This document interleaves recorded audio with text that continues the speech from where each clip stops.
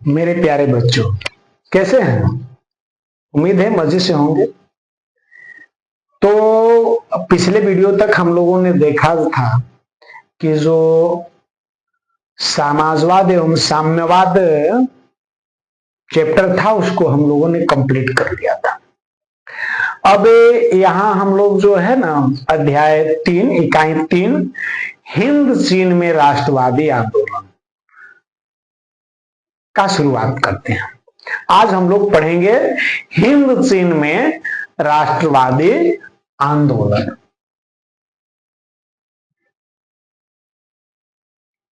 हिंद चीन में राष्ट्रवादी आंदोलन।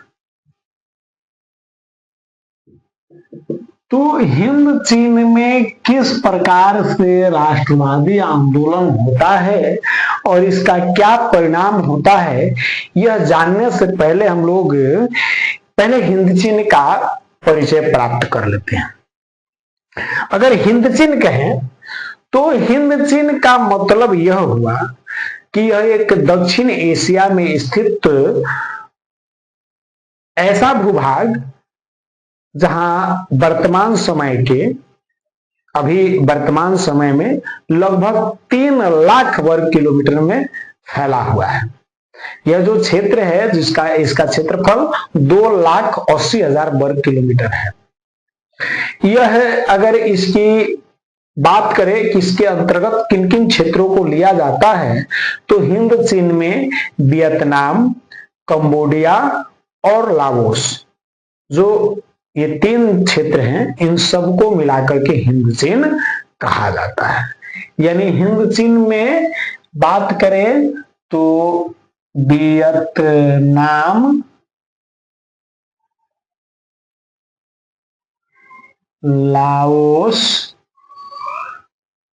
लाओस और कंबोडिया, इन 3 क्षेत्रों को मिलाकर के जो है ना कि हिंद चीन का निर्माण होता है। और इस प्रकार से इसका टोटल क्षेत्रफल 2,80,000 वर्ग किलोमीटर होता है। वर्ग किलोमीटर इसका क्षेत्रफल है। 2,80,000 वर्ग किलोमीटर क्षेत्रफल में फैला हुआ यह दक्षिण एशिया का एक महत्वपूर्ण राष्ट्र है। यानी इसकी भौगोलिक स्थिति क्या है? यह दक्षिण एशिया का देश है। अगर इस देश की चौहद्दी देखें कि इस देश का विस्तार किन क्षेत्रों में है तो उत्तर में यह म्यांमार, यानी देखिए इसकी चौहद्दी की बात करें तो उत्तर में म्यांमार तथा चीन। इसके उत्तर में म्यांमार एवं चीन है, दक्षिण में चीन सागर है, दक्षिण में चीन सागर है, ठीक ना। और अगर पश्चिम में देखा जाए तो पश्चिम में भी म्यांमार है। इस प्रकार से 3 तरफ से इन देशों से घिरा हुआ यह क्षेत्र है जिसे हम लोग हिंद चीन के नाम से जानते हैं। अब बात करते हैं कि हिंद चीन का नाम हिंद चीन क्यों रखा गया, अर्थात इस देश का नाम हिंद चीन क्यों रखा गया। तो इसमें क्या है कि प्राचीन काल से ही वियतनाम का जो शहर था, एक तोंकिन एवं एक अन्नाम, इन दोनों क्षेत्रों पर चीन का प्रभाव था। वियतनाम के 2 क्षेत्र थे, तोंकिन एवं अन्नाम, इन दोनों ही क्षेत्रों पर चीन का प्रभाव था। जब भी चीन में कोई मजबूत केंद्रीय शक्ति, कोई शक्तिशाली राजा होता था तो ये दोनों क्षेत्र जो है ना चीनी साम्राज्य में मिला लिए जाते थे। इसीलिए इन दोनों प्रांतों को कई शताब्दियों तक चीन का करद राज्य भी माना गया है। ये क्या होते थे? चीन में मिला लिए जाते थे। और जैसे ही चीन की केंद्रीय शक्ति कमजोर होती थी, चीन की जब केंद्रीय शक्ति कमजोर होती थी, या फिर एक स्वतंत्र क्षेत्र बन जाते थे और फिर कोई शक्तिशाली राजा अब चीन पर बैठता, फिर इसको अपने क्षेत्र में मिला देता, और यही कहानी थी। इस प्रकार अगर देखा जाए कि ये लोग इतने अधीन होने के बावजूद भी अपनी संस्कृति, अपना क्षेत्र, अपनी भाषा, अपनी लिपि, इन सबको अलग बनाए रखा और उसको विकसित किया। तो इस तरह से इन क्षेत्रों पर बौद्ध धर्म और कॉन्फ्यूशियस के दर्शन का प्रभाव देखा जाता है। कुल मिलाकर के कहे कि सांस्कृतिक दृष्टिकोण से यह चीनी प्रभाव में माना जाता है, अर्थात चीन का प्रभाव इस पर रहा है। वहीं देखा जाए तो 16वीं शताब्दी में, माने 16वीं शताब्दी का, अब ये तो वियतनाम की बात होगी, लाओस अगर काम्बोडिया की बात करें, लाओस और काम्बोडिया की, तो इस पर भारतीय संस्कृति का प्रभाव था। लाओस और काम्बोडिया पर भारतीय, अब जहां वियतनाम पर हम देख रहे हैं कि चीनी संस्कृति का प्रभाव है, वहीं लाओस और काम्बोडिया पर भारतीय संस्कृति का प्रभाव था। यहां देखा जाए तो 4वीं शताब्दी ईस्वी में कंबुज राज्य की स्थापना किया गया था और उस कंबुज राज्य के शासक भारतवंशीय राजा थे। कंबुज भारतीय संस्कृति का सबसे प्रधान केंद्र माना जाता था और 12वीं शताब्दी में राजा सूर्यवर्मन द्वितीय ने यहां अंकोर वाट के मंदिर का निर्माण करवाया था।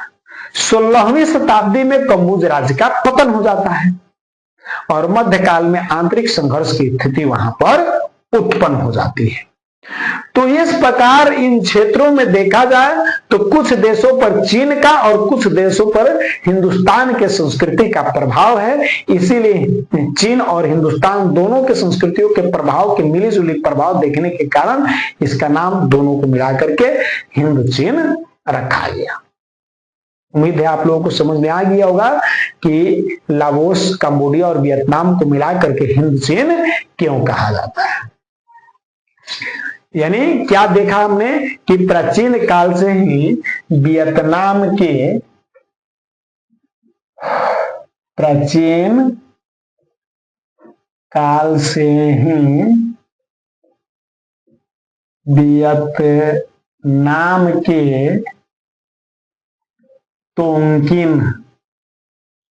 तोंकिन और अन्नाम पर चीन का प्रभाव था या आधिपत्य था? चीन का प्रभाव था या आधिपत्य था। और यहाँ के लोग बौद्ध धर्म के साथ साथ कन्फ्यूशियस के दर्शन पर तथा बौद्ध धर्म के साथ कन्फ्यूशियस के दर्शन का प्रभाव था। और इस तरह से वहां पर जो है ना कि शासन होते रहता था। जैसे मैंने बताया अभी कि जब कोई मजबूत चीन का शासक होता था तो उसको अपने क्षेत्र में मिला लेता था। 3री शताब्दी की बात करें, देखिए हम बताते हैं आपको। अगर 3री शताब्दी में देखा जाए, 3री शताब्दी में, तो उस समय चीन में 3री शताब्दी में शी हुआंगटी का शासन था। शी हुआंगटी का शासन था। ठीक, उस समय तोंकिन और अन्नाम जो है वह चीन के साम्राज्य के अंतर्गत, और इसके पतन के साथ ही फिर यह स्वतंत्र राज्य हो गया। आगे चल करके जो है ना कि इसके बाद स्वतंत्र हो गया, फिर एक मजबूत शासक आया, हान वंशीय बूती। कौन आया? हान वंशीय बूती। जब हान वंशीय बूती आया तो फिर तोंकिन और अन्नाम को चीन में मिला लिया। और फिर इस वंश का पतन हुआ तो फिर से जो है ना कि तोंकिनोरा नाम स्वतंत्र सिद्ध हो गए। फिर जाकर के 15वीं शताब्दी में, अब 15वीं शताब्दी में फिर क्या होता है कि मिंग वंशीय युंगली का शासन आ जाता है। मिंग वंशीय युंगली का शासन आता है। तो जब जब मजबूत शासक होते थे चीन में, इसको चीन में मिला लिया जाता था, और जैसे केंद्रीय शक्ति कमजोर होता यह स्वतंत्र राज्य हो जाता था। तो इस तरह से वियतनाम में यह पाया गया कि जो है ना कि चीन के संस्कृति का प्रभाव था। और दूसरी तरफ हम लोगों ने क्या देखा कि लाओस और कंबोडिया में भारतीय संस्कृति का प्रभाव था। भारतीय संस्कृति का पूरा प्रभाव लाओस और कंबोडिया में देखा जाता है। यानी लाओस और कंबोडिया में भारतीय संस्कृति का प्रभाव था। भारतीय संस्कृति का प्रभाव था। और वहां पर 4वीं शताब्दी में कंबुज राज्य की स्थापना किया गया, जहां का शासक भारतीय वंशीय था। और कंबुज राज्य को भारतीय संस्कृति का प्रधान केंद्र माना जाता था। यह भी देखा गया कि 12वीं शताब्दी में राजा सूर्यवर्मा द्वितीय ने अंकोरवाट के मंदिर का निर्माण करवाया। तो इस तरह से जो है ना कि यहां देखा गया कि लाओस और कंबोडिया में भारतीय संस्कृति का प्रभाव था। तो इन दोनों देशों के संस्कृतियों के प्रभाव के कारण ही इस क्षेत्र का नाम हिंद चीन रखा गया। समझ में आ गया? अब ये तो बात समझ गए। अब यहाँ राष्ट्रीय आंदोलन तब होगा जब यह किसी देश का गुलाम होगा। तो सबसे पहले देखते हैं कि इसको किस तरह से गुलाम बनाया गया, यहाँ किस तरह से व्यापारिक कंपनियां आई। तो व्यापारिक कंपनियों के आगमन और फ्रांसीसी प्रभुत्व, ये टॉपिक देखेंगे। व्यापारिक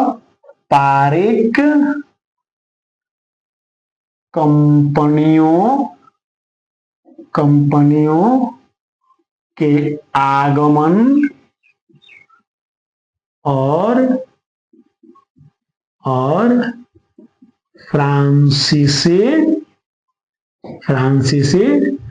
प्रभुत्व, यानी कि किस तरह से विदेशी कंपनियां यहां आती है और फ्रांस का प्रभुत्व कैसे स्थापित होता है।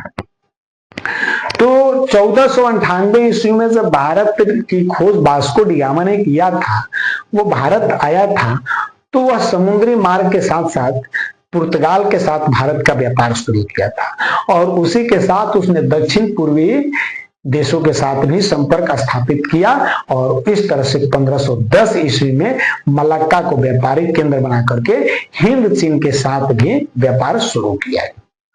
यानी कि जब भारत की खोज हुआ और भारत के साथ व्यापार होने लगा समुद्री मार्गों के माध्यम से, तो उसी दौरान पुर्तगालियों ने दक्षिण पूर्वी देशों के साथ भी व्यापारिक संबंध स्थापित किया। और इसी क्रम में मलक्का को अपना व्यापारिक केंद्र स्थापित करके हिंद चीन में भी उन लोगों ने अपना व्यापार शुरू कर दिया।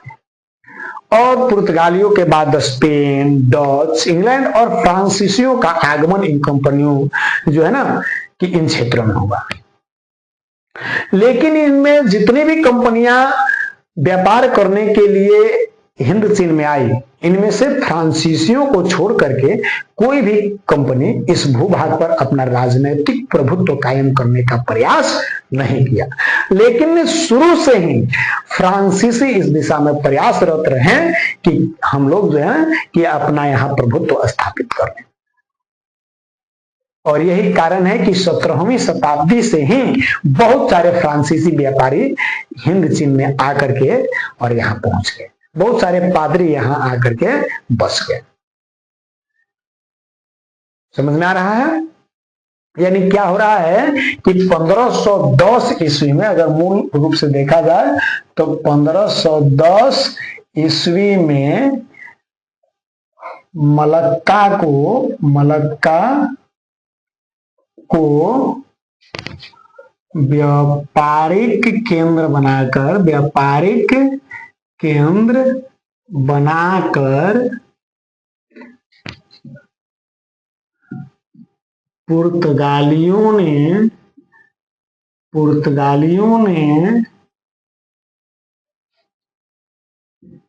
हिंद चीन में अपना व्यापार शुरू किया। और इस प्रकार उसके बाद धीरे धीरे जो है ना कि स्पेन, डच, इंग्लैंड और फ्रांसीसी भी आए, लेकिन कोई अपना प्रभुत्व स्थापित करने का प्रयास नहीं किया।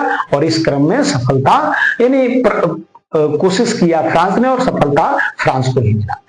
क्या हुआ कि 1747 ईस्वी के बाद से ही फ्रांस नाम में रुचि लेना शुरू कर दिया। 1747 के बाद से फ्रांस जो है नाम में रुचि लेने लगा और 1787 ईस्वी तक कोचिन चीन के शासक के साथ उसे संधि का एक मौका मिल गया। क्या हुआ? 1747 ईस्वी के बाद से ही फ्रांसीसी इसमें रुचि लेने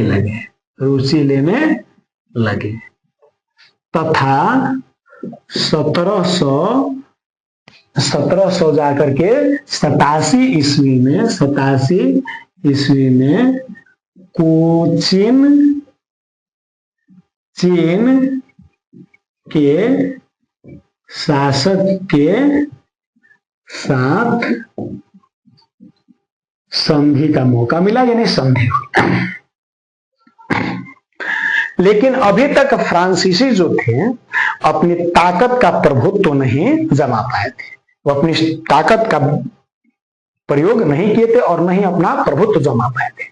लेकिन 19वीं शताब्दी में अनाम, कोचिन चीन फ्रांसीसी पादरियों की बढ़ती गतिविधियों के विरुद्ध आंदोलन खड़ा कर दिया। जब देखा गया 19वीं शताब्दी तक कि अनाम, कोचिन चीन आदि क्षेत्रों में फ्रांसीसी पादरियों की गतिविधियां बढ़ रही है, ये लोग जनता को धर्म परिवर्तन करा रहे हैं, तरह तरह से प्रभावित कर रहे हैं, तो वहां इन सबके विरुद्ध उग्र आंदोलन हो गया। और जब वहां उग्र आंदोलन हुआ तब फ्रांसीसियों ने अपने सैन्य ताकत का प्रयोग किया और 1862 ईस्वी तक अन्नाम को सैन्य बल पर संधि के लिए बाध्य कर दिया। क्या किया? 1862 ईस्वी में सैन्य बल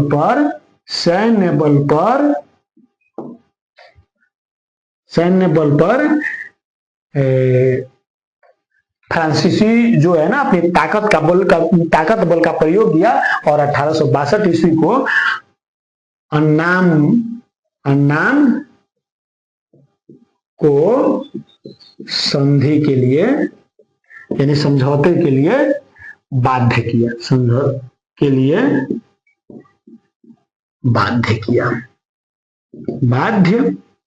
किया।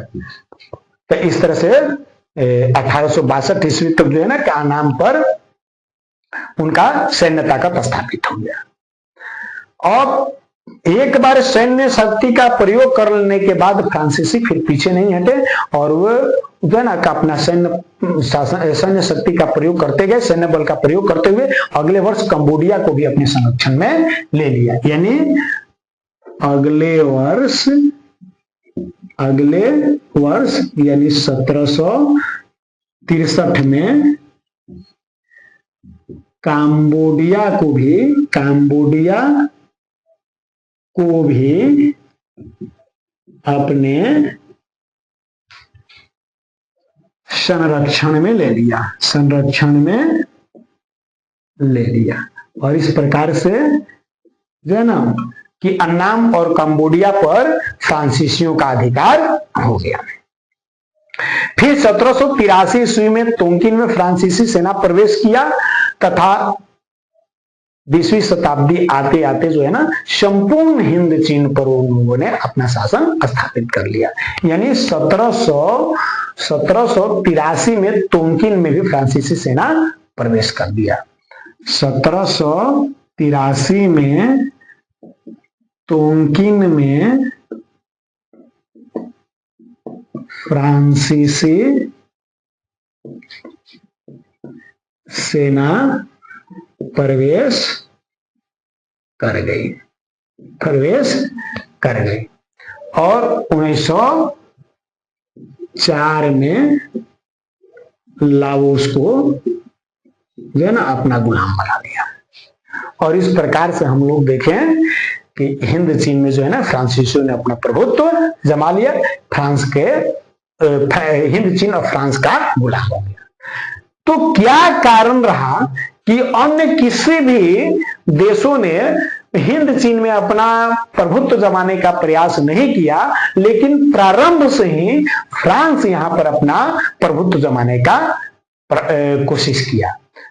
तो अगला टॉपिक हम देते हैं फ्रांसीसियों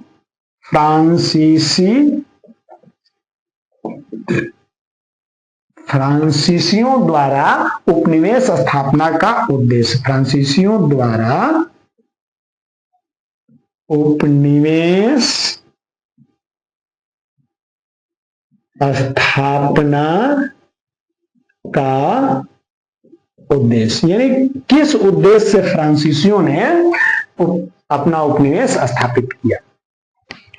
तो फ्रांसीसियों द्वारा उपनिवेश स्थापना का उद्देश्य क्या था, किन उद्देश्य को लेकर वो प्रारंभ से ही हिंद चीन पर अपना प्रभुत्व जमाना चाहते थे। तो सबसे पहला जो कारण था, फ्रांस द्वारा हिंद चीन को अपना उपनिवेश बनाने का कि वे डच एवं ब्रिटिश जो कंपनियां थी इनके साथ व्यापारिक प्रतिस्पर्धा का सामना करने के लिए। यानी पहला जो है कि डच एवं ब्रिटिश कंपनियों के साथ व्यापारिक प्रतिस्पर्धा, जो व्यापारिक प्रतिस्पर्धा था का सामना करना। अब चूंकि हम देखते हैं कि डच और ब्रिटिश कंपनियां जो थी धीरे धीरे अपना पैर बहुत दूर तक पसार चुकी थी। कई देशों में उनका अपना साम्राज्य विस्तार हो चुका था, अपने उपनिवेश स्थापित हो गया था और इस प्रकार ये कंपनियां व्यापार में बहुत उन्नति कर रही थी। इधर फ्रांस पिछड़ रहा था, तो इसको भी नए राष्ट्रों की जरूरत थी। तो इस दिशा में उसने देखा कि हिंद चीन उसके लिए उपयुक्त चीजें थी, इसलिए उसने हिंद चीन में अपना प्रभुत्व स्थापित करने का प्रयास किया। तो पहला तो कारण यह रहा कि इस कंपटीशन में बने रहना चाहता था और कंपटीशन में बने रहने के लिए उसे नए देशों की जरूरत थी और इसीलिए हिंद चीन में उसने अपना प्रभुत्व स्थापित करने का प्रयास किया। लेकिन दूसरा जो सबसे बड़ा कारण था, यही मुख्य कारण था। मुख्य कारण क्या था कि फ्रांसीसी भारत में कमजोर पड़ रहे थे। देखिए, कमजोर पड़ने का मतलब मैं बता रहा हूं कि शुरू से ही देखा जाए तो यूरोप के 5 या 6 महाशक्तियां थी जो दुनिया को अपने आगोश में समेट रही थी, यानी दुनिया में अपनी साम्राज्यवादी लिप्सा बढ़ा रही थी। और इनमें सबसे आगे यही ब्रिटेन और फ्रांस था। जो साम्राज्यवादी लिप्सा में सबसे आगे उपनिवेश स्थापित करने में जो दो देश सबसे आगे थे वो ब्रिटेन और फ्रांस ही था। तो ऐसे में जहां भी देखा जाए फ्रांस और ब्रिटेन आपस में टकरा जाते हैं, जिसका परिणाम हम लोगों ने देखा था 70 वर्षीय युद्ध के रूप में। तो भारत में एक तरफ से फ्रांस घुसा और एक तरफ से ब्रिटेन घुसा। तो भारत में भी दोनों देशों ने अपना साम्राज्य स्थापित करने का प्रयास किया, लेकिन भारत में आप देखते हैं कि जो है ना कि फ्रांसीसी गवर्नर हार जाते हैं। डुप्ले के बाद कोई अच्छा गवर्नर आता नहीं है और इस कारण से फ्रांसीसियों की लगभग हार हो जाती है। फ्रांसीसी अधिपत्य समाप्त कर दिया जाता है और ब्रिटिश अपना अधिपत्य जमा लेते हैं भारत में। तो भारत में फ्रांसीसी कमजोर पड़ रहे थे। दूसरी तरफ चीन में देखा जाए तो चीन में भी सीधा प्रतिद्वंदिता फ्रांस और ब्रिटेन का ही था। तो चीन में भी फ्रांस के साथ कंपटीशन और प्रतिद्वंदिता जो लड़ाई था वह ब्रिटेन के साथ ही था, और भारत में भी फ्रांस की लड़ाई ब्रिटेन के साथ था। और चूंकि भारत में वो कमजोर पड़ रहा था, ऐसी स्थिति में दोनों देशों पर अपना नजर बनाए रखने के लिए उसे सबसे उचित जगह हिंद चीन ही मिला, जहां से वो दोनों जगहों पर यहां से खड़े होकर के वो दोनों जगहों पर अपना नजर रख सकता था। इसलिए दूसरा कारण था, यानी सुरक्षात्मक आधार के रूप में हिंद चीन उसे सबसे उचित लगा। सुरक्षात्मक दृष्टि से हिंद चीन फ्रांस के लिए उचित लगा। और उचित लगा क्यों? क्योंकि उचित था ही, क्योंकि हमने देखा कि दोनों देशों पर उसको नजर रखना था और भारत में वो पिछड़ रहा था, चीन में कंपटीशन था, और दोनों देशों पर नजर रखने के लिए बीच का जो मिड पॉइंट था जहां से दोनों देशों पर नजर रखा जा सकता था वो हिंद चीन ही था। इसीलिए इन कठिन परिस्थितियों को संभालने के लिए वह हिंद चीन पर अपना उपनिवेश स्थापित करने का प्रयास किया। तीसरा कारण था औद्योगिकीकरण, ठीक ना। तीसरा कारण था औद्योगिकीकरण। तीसरा कारण क्या था? औद्योगिकीकरण। अब ये औद्योगिकीकरण में क्या था? औद्योगिकीकरण के लिए उन्हें कच्चे माल की आवश्यकता थी, अधिक से अधिक कच्चे माल की आवश्यकता थी, और कच्चे माल जो है उन लोगों को उपनिवेशों द्वारा ही पूर्ति किया जा सकता था। अब अपने देश में कितना कच्चा माल मिलेगा? आपको पूरी दुनिया में साम्राज्य फैलाए हुए हैं, सबको आपको अपना बना हुआ माल एक्सपोर्ट करना है, उसके लिए कच्चे माल अधिक से अधिक चाहिए। तो ये कच्चे माल उन लोगों को उपनिवेशों द्वारा ही प्राप्त हो सकता था। और दूसरी बात, उनके द्वारा उत्पादित वस्तुओं के लिए एक बाजार होना चाहिए जहां वो अपने वस्तुओं को बेच सकते थे। तो इन दोनों ही कारणों से कच्चे माल की पूर्ति और बने हुए वस्तुओं को बेचने के लिए उन्हें एक नए देश की जरूरत थी, और ये जरूरत उसकी हिंद चीन के द्वारा पूरा किया जा सकता था। और जो अंतिम कारण था वह कि पिछड़े समाज को सभ्य बनाना विकसित यूरोपियों का स्वघोषित लक्ष्य था। क्या था? पिछड़े एवं असभ्य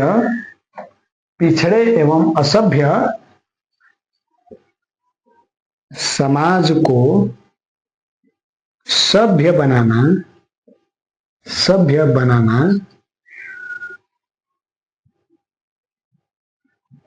विकसित यूरोपियों का स्वघोषित लक्ष्य था।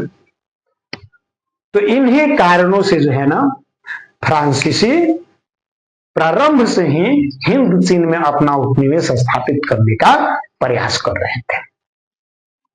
तो मेरे प्यारे बच्चों, आज का वीडियो आप लोगों को कैसा लगा कमेंट करके हमें बताएं, और अगर अच्छा लगा तो लाइक करें। और मैं एक बार फिर से आप लोगों से यही कहूंगा कि अधिक से अधिक लोगों तक हमारे इस वीडियो को शेयर करें, ताकि अधिक से अधिक लोगों को इसका लाभ मिल सके। और जितने लोग नए हो जल्द से जल्द हमारे चैनल को सब्सक्राइब कर लो, क्योंकि प्यारे बच्चों, मैं आप सब लोगों को एवं मेरे प्यारे मित्रों, आप सबों को मैं वादा करता हूं कि आप लोगों का जो आगामी स्टेट की परीक्षाओं का जो घोषणा हुआ है उसमें भी आप लोगों के लिए सामाजिक विज्ञान विषय के लिए बहुत ही उपयोगी साबित होगा। खुद मैं 2019 का स्टेट का एग्जाम दिया था, जिसमें हमने क्वालिफाई भी किया था। तो मैं दो बार उस समय, एक बार एग्जाम को रद्द किया गया था, फिर दोबारा एग्जाम दिया गया था। दोनों पेपर को मैंने देखा तो एकदम आप देखिएगा कि इन्हीं सभी किताबों से सारे के सारे क्वेश्चन छापे जाते हैं।